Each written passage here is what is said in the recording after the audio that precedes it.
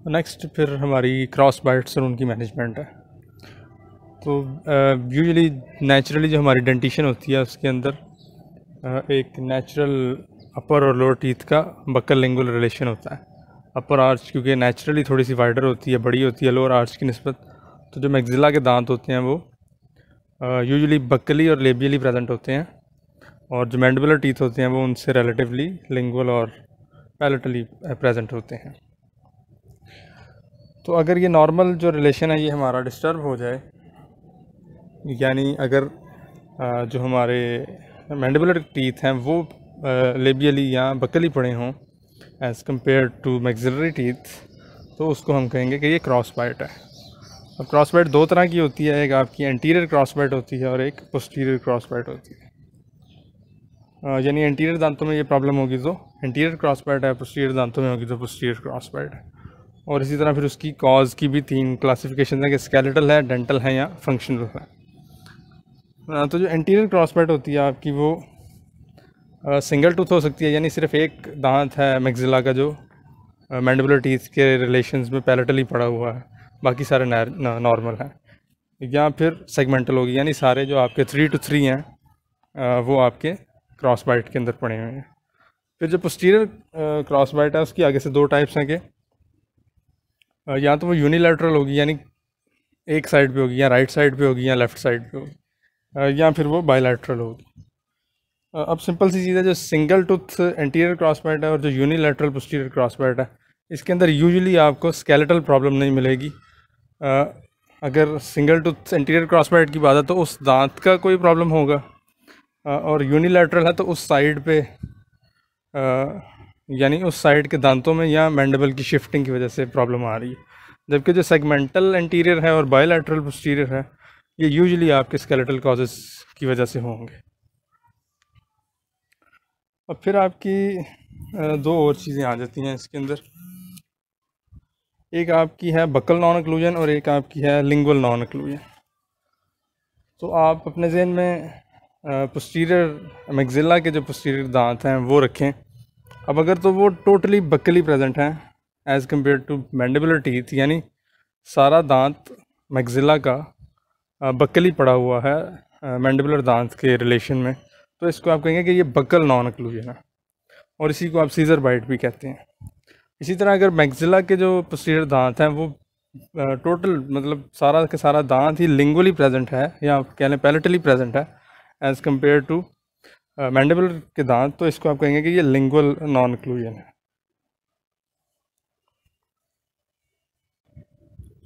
तो जो हमारी पोस्टीरियर क्रॉस बाइट्स होती हैं उनकी जो उसने डिफरेंट कॉजेज़ बताए हैं वो सिंपली ये है कि आपका मैक्सिला जो है वो रिलेटिवली नॉर्मल साइज़ से छोटा है, या मैंडिबल जो आपका रिलेटिवली अपने जो नॉर्मल साइज़ है उससे वाइड है या बड़ा है। या फिर अगर आपका एक आधा दांत अगर एक साइड के 1-2 दांतों का प्रॉब्लम है तो पॉसिबल है कि सिर्फ उन दांतों में प्रॉब्लम हो, मैक्सिला वाले ज़्यादा पैलेटली पड़े हों या मैंडिबल वाले ज़्यादा बक्कली पड़े हों। या फिर आप कि पेशेंट में कोई एक्लूजल प्री मेच्योरिटी है, या वो जब सेंट्रिक एक्लूजन में बंद करता है तो वो मैंडिबल को एक साइड पे शिफ्ट करके बंद करता है, तो जब एक साइड पे शिफ्ट करके बंद करेगा तो ऑब्वियसली क्रॉस बाइट डेवलप हो जाएगी। और फिर आपकी आगे से 3 कॉजेज़ आ जाती हैं कि स्केलेटल है, डेंटल है या फंक्शनल है। तो स्केलेटल कॉजेज़ के अंदर आपका ऑब्वियसली कोई स्केलेटल इशू होगा, जिस तरह आप देखते हैं कि स्केलेटल क्लास 3 के जो केसेस होते हैं उसमें मैंडिबल रिलेटिवली बड़ा होता है मैक्सिला की निस्बत, और इंटीरियर क्रॉस बाइट उसमें आती है। तो इस तरह का कोई प्रॉब्लम होगा तो वो आप कहेंगे कि ये स्केलेटल उसकी कॉज है, और यूजुअली ये सेफ्लोमेट्रिक एनालिसिस के बाद पता चलेगा। फिर जो आपकी डेंटल क्रॉस बाइट है उसमें ये है कि जो मैंडिबल और मैक्सिला है वो नॉर्मल है, उनका आपस में रिलेशन भी नॉर्मल है, लेकिन दांतों की पोजीशन इस तरह है कि आपका क्रॉस बाइट डेवलप हो रही है। अब इसमें और स्केलेटल में डिफरेंस ये आएगा कि जो डेंटल क्रॉस बाइट होगी वो 1 या 2 दांतों की होगी, जबकि जो स्केलेटल क्रॉस बाइट होगी वो यूजुअली आपके सारी डेंटिशन को अफेक्ट करेगी। तो डेंटल क्रॉस बाइट ये है कि आपका जो मैक्सिला का कोई एक दांत था वो उसका टूथबड आप समझे प्राइमरी जो टूथ था उसको ट्रॉमा हुआ, जिसकी वजह से परमानेंट का टूथबड लिंगुअली शिफ्ट हो गया, जिसकी वजह से वो पैलेटली इरप्ट हुआ और उसकी वजह से इंटीरियर क्रॉस बाइट बन गई। उसके अलावा किसी वजह से क्राउडिंग थी तो उसको नॉर्मल पाथ्स ऑफ इरप्शन नहीं मिला तो वो पैलेटली इरप्ट हो गया। तो इस तरह की चीज़ें जो होंगी वो क्रॉस पैड डेवलप करेंगी। और थर्डली आपका है कि फंक्शनल क्रॉस पैड है। फंक्शनल क्रॉस पैड भी सिंपल ये है कि सेंट्रिक एक्लूजन और सेंट्रिक रिलेशन उसका डिफरेंट है बेसिकली। और जब वो सेंट्रिक एक्लूजन में बंद करता है तो for some reason occlusal prematurity है या कोई प्रीमेच्योर कॉन्टैक्ट है जो उसके मैंडिबल को शिफ्ट करवा देता है, या फॉरवर्ड बंद करेगा तो इंटीरियर क्रॉस पैड हो जाएगी, और अगर राइट लेफ्ट शिफ्ट करके बंद करेगा तो पोस्टीरियर क्रॉस पैड डेवलप हो जाएगी। तो इटियोलॉजी फिर आगे बेसिकली यही सारे पॉइंट्स रिपीट होने हैं कि डिसीजुअस टूथ था जो ज़्यादा देर तक रहा, जिसकी वजह से आपका जो परमानेंट टूथ है वो गलत जगह पे रप्ट हो गया। क्राउडिंग की वजह से हो सकता है, हैबिट्स की वजह से हो सकता है।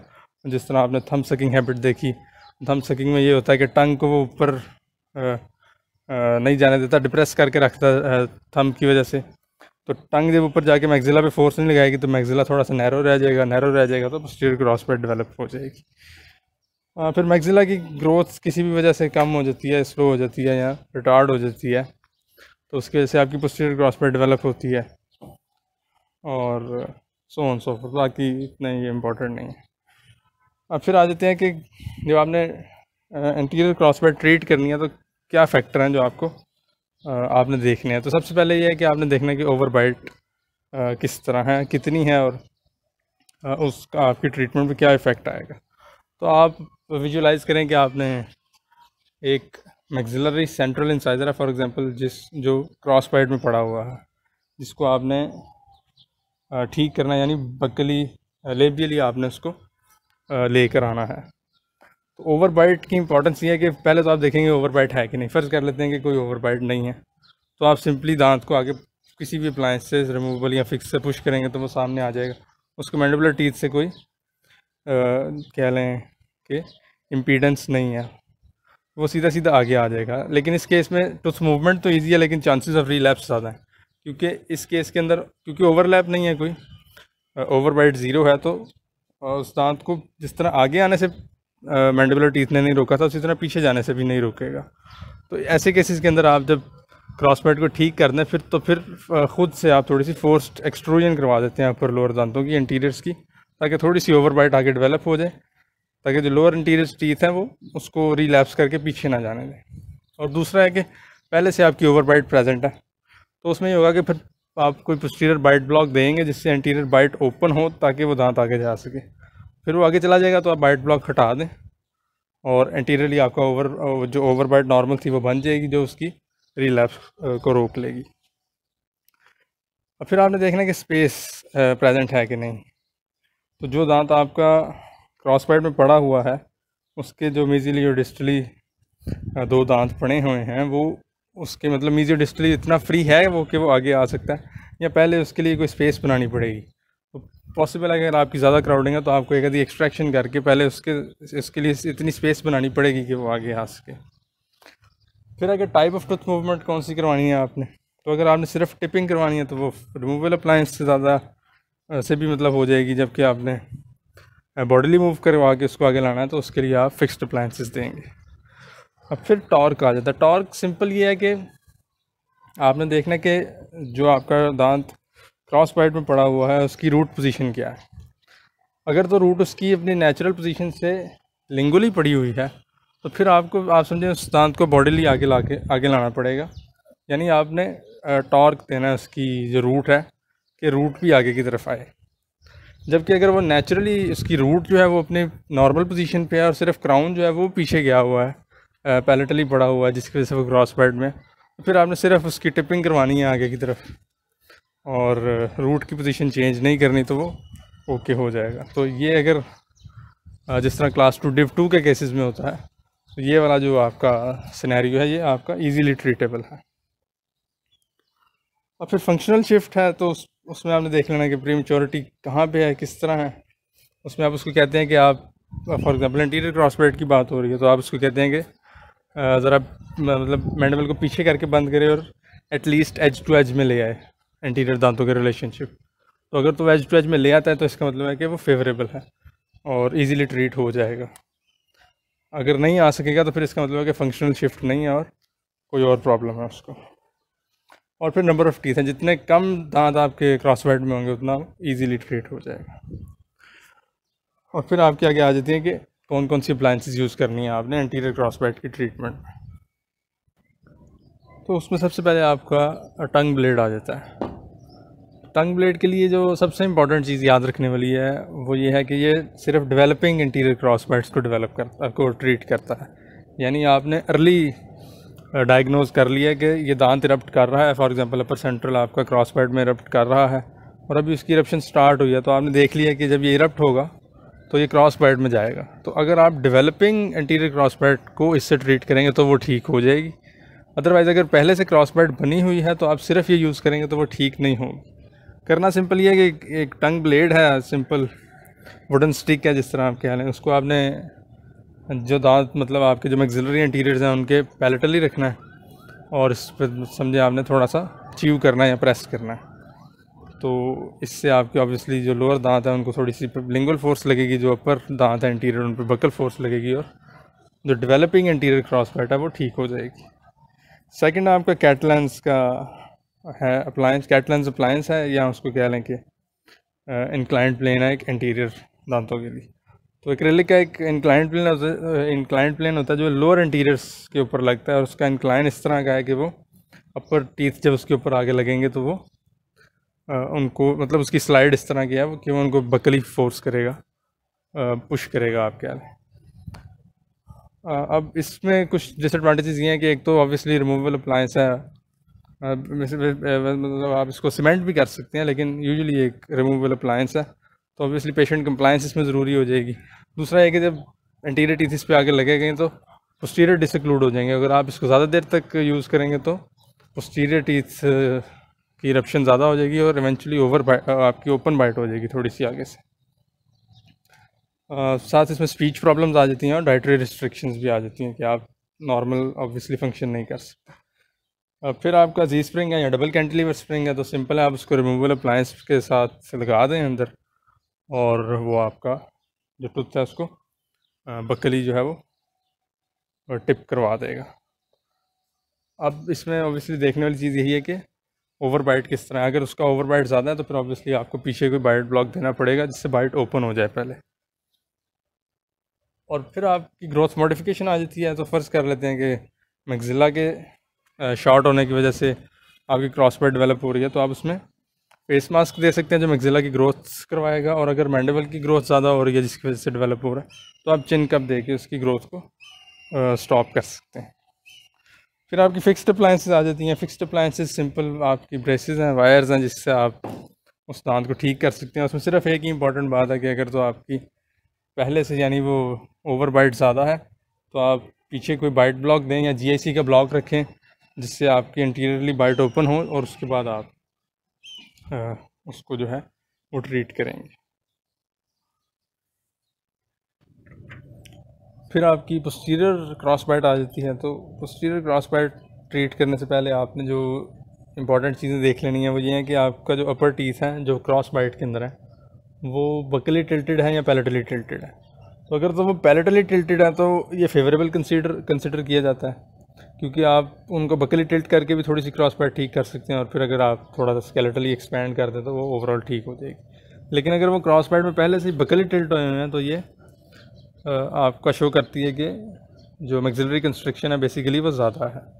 फिर आपने एटियोलॉजी फाइंड करनी है। यूजुअली वो कहता है कि आपकी जो पोस्टीरियर क्रॉस बाइट है वो functional closure of the mandible की वजह से होती है, यानी वो ठीक बंद नहीं करता। तो उसके लिए आप उसको कहते हैं कि जिस तरह आपने एंटीरियर ठीक करने के लिए चेक करने के लिए उसको कहा था कि पीछे करके बंद करे और एज टू एज में ले आए, इसी तरह इसमें आप उसकी डेंटल मिड लाइन्स चेक कर लेते हैं। अगर मुंह खोल के आप उसकी डेंटल मिड लाइन्स कोइंसाइड हो रही हैं और मुंह बंद करने के बाद कोइंसाइड नहीं हो रही, तो इसका मतलब है कि वो राइट या लेफ़्ट पे जिस साइड पे भी वो शिफ्ट हो रही है उस तरफ करके मुंह बंद करता है, जिसकी वजह से आपकी जो क्रॉस बाइट है वो डेवलप हो रही है।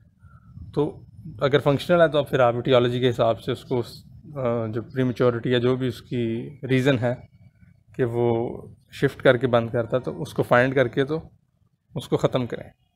और फाइनली है कि वर्टिकल चेंजेस आपने चेक कर लेने हैं। तो आपने ऑब्वियसली जब एक्सपैंड करनी है, for example maxillary arch expand करनी है, तो साथ डेंटो एल्वियोलर चेंजेस भी होते हैं दांत यूजुअली बकली टिल्ट करते हैं। बकली टिल्ट करेंगे तो ऑब्वियसली जो उसका पैलेटल कस्प है वो थोड़ा सा नीचे की तरफ आएगा, जो कि बेसिकली ओवरऑल उसका इफ़ेक्ट ये होगा कि जो मैंडिबल होगा वो डाउनवर्ड एंड बैकवर्ड रोटेट कर जाएगा, जिसकी वजह से जो ओवरऑल पेशेंट की हाइट होगी, फेशियल हाइट होगी, वो इंक्रीज़ हो जाएगी।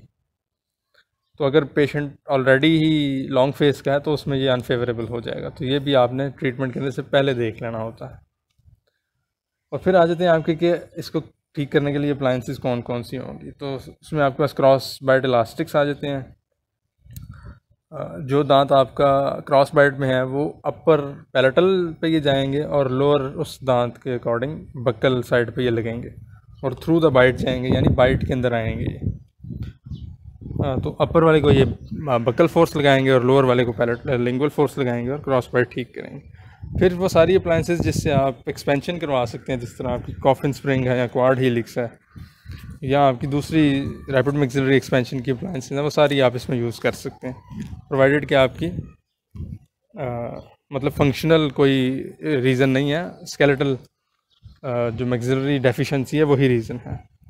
फिर रिमूवेबल प्लेट्स हैं जो आप बेसिकली यूज़ करते हैं। इसके सेंटर में आप एक स्क्रू लगाते हैं, स्प्लिट एक्रिलिक प्लेट होती है और काम उसका भी वही है बेसिकली कि आपकी जो मैक्सिलरी एक्सपेंशन है वो करवानी है उसमें।